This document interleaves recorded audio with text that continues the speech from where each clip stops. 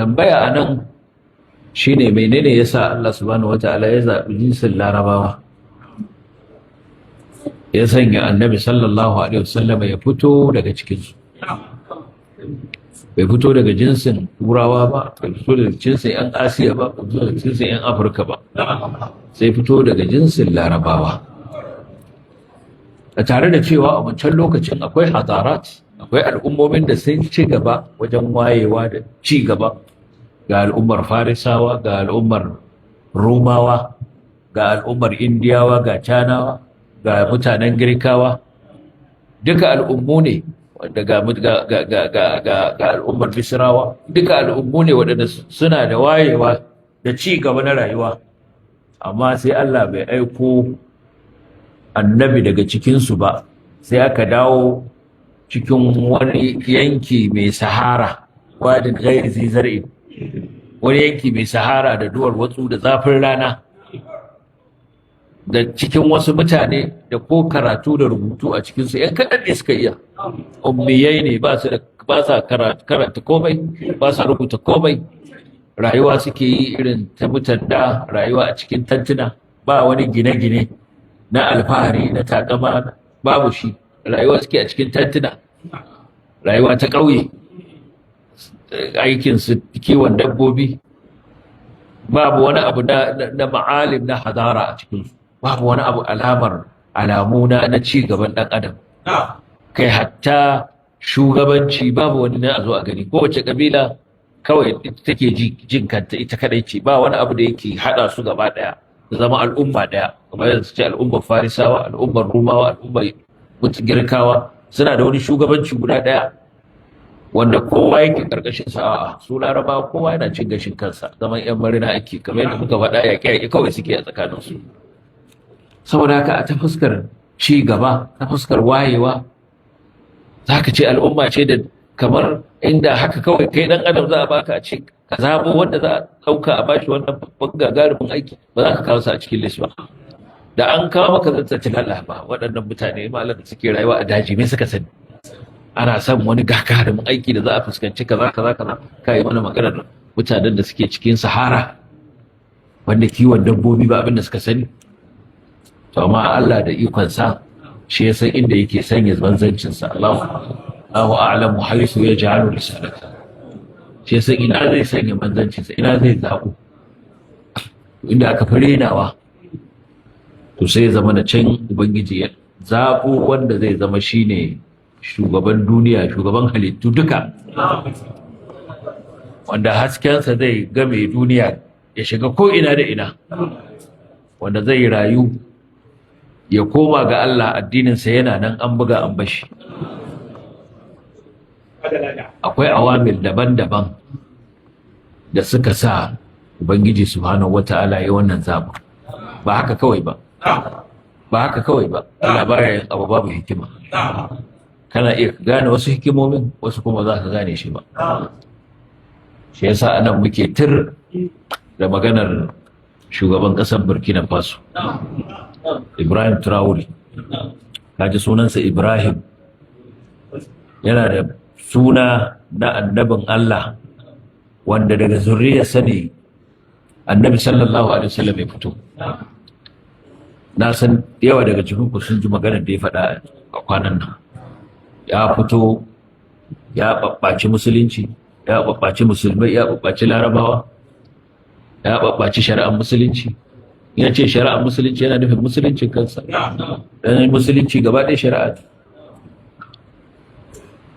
Allah ce sun maja'allaka ala shari'atin min al-amr, gaba ɗaya musulunci shari'a ce. Ya zo ya ce wai larabawa sun bautar da su shekara 1000. Yaushe larabawa sun yi wa kasashen Afirka mulkin mallaka ne? Su waye suka yi wa kasashen Afirka mulkin mallaka? Mutanen turawa ne, mutanen Faransa, mutanen Ingila, mutanen Portugal, mutanen Italy, Spain, su ne. Su suka yi wa kasashen mulkin mallaka, su suka yi kasashe na duniya har da na Afirka mulkin mallaka. Akwai wata kasar Laraba da ta yi musu mulkin mallaka. Su waye suka rika cinikin bayi, suka rika ɗaukan mutane dodo bakar fata ana safarar su, ana kasuwancin su zuwa kasashen yamma da kasar Amerika. Su waye suka yi wannan? Ko wasu laraba da suka yi wannan? Tura da suka yi wannan. Amma mutum saboda rashin tsoron Allah ya ce wai larabawa saboda yana sai ya zagi musulunci. Idan za ka zagi musulunci sai ka zagi asalin inda musulunci ya fito.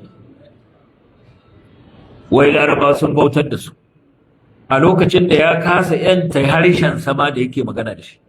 Harshen sa da yake magana da shi ya kasa yin magana da harshen uwarsa da ubansa. Da Faransanci yake magana. Baka iya yanta harshenka daga baturan Faransa ba, kai magana da harshen mahaifinka da mahaifiyarka, amma kana zagin Laraba cewa sun bautar da kai. Ga bauta nan a jikinka tana tare da kai. Wani irin rashin hankali ne wannan? Wani irin rashin hankali da rashin tunani? Ya zo ya fara kama malamai yana kulle su, yana rufe masallatai. Ko ɗaya daga cikin manyan malamai wanda suna gabanmu a karatu, tare suka yi karatu da Malam Abdulwahab, na zauna da shi saboda kulliyatul hadisi yayi. Babban malami ne, ko sanda yake jami'a malami ne. Ya je yana koyar da yayin Larabawa, ya gama karatu, mutum ne wanda yake duniya ma bata dame shi ba. Har yanzu kowa baya yi, bare su Facebook, bare su wani Instagram ko wani TikTok ko wani ne, duk baya yi. Karantarwa yake yi safe da yamma, majalisin ranar Lahadi da yake tafsiri, yadda kaga ana cika haka nan haka ake cika majalisin sa. A nan Wagadugu babu wani masallaci da yake nashi, amma saboda wata magana da yayi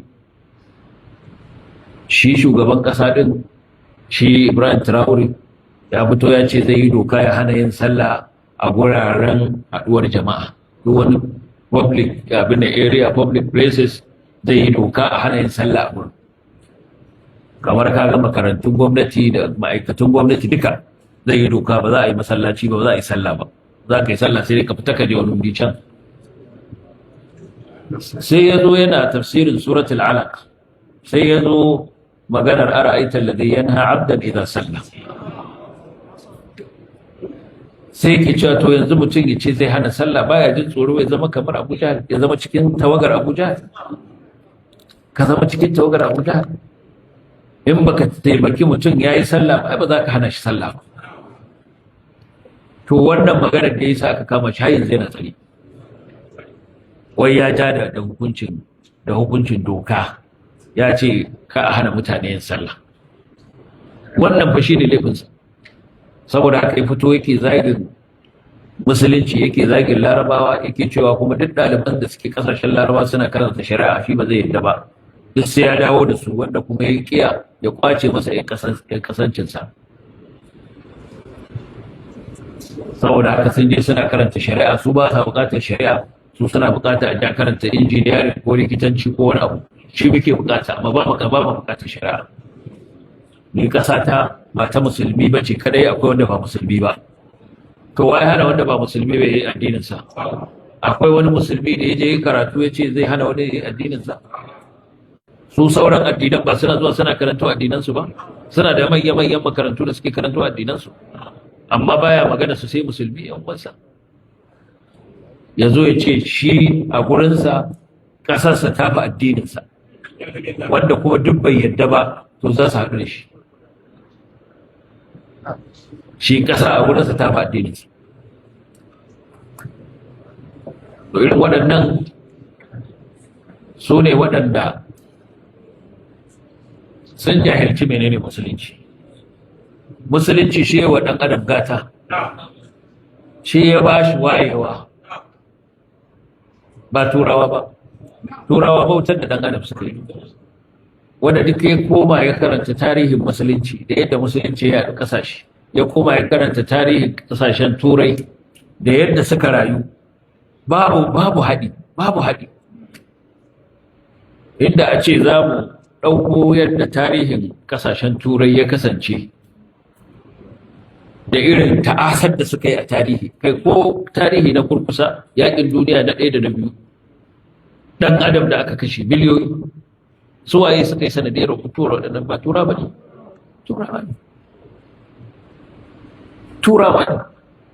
Amma ka tashi ka rasa wa za ka zaga sai larabawa, kana nufin musulmi, ka ce wai sama da shekara 1000, sama da shekara 1000 anan yana nufin sai ko annabi sallallahu alaihi wasallam wai sun bautar da su shekara 1000. kaga ishara yake zuwa ga annabi sallallahu alaihi wasallam da sahabbansa. bai suka yi da bautar da shi, sun yanta shi. Ga waɗanda suka bautar da kai nan har yanzu harshen ka ma ka kasa kwatarsa, bare gangan jikinka ka kasa kwata harshen ka, kuma kana maganar wasu ne suka bautar da kai. To insha Allah a karatu na gaba za mu yi tsokaci akan hikimar da ta sa Ubangiji subhanahu wata'ala ya zaɓi al'ummar Larabawa kuma a gari irin Makka. Ba a aiko annabi sallallahu alaihi wasallama aka zaɓo shi cikin mutanen China ba, ko cikin mutanen India, sai aka zaɓo shi daga cikin Larabawa kuma cikin mutanen Makka. Akwai hikima babba da Ubangiji subhanahu wata'ala ya tabbatar da ita nan, da insha Allah ita ce matashiyar karatun mu. Abinda muka faɗa da ne Allah ba mu kada na kuskure Allah bai mana, wa sallallahu wa sallama ala nabiyina Muhammadin wa ala alihi wa sahbihi ajma'in. Assalamu alaikum wa rahmatullahi wa barakatuh.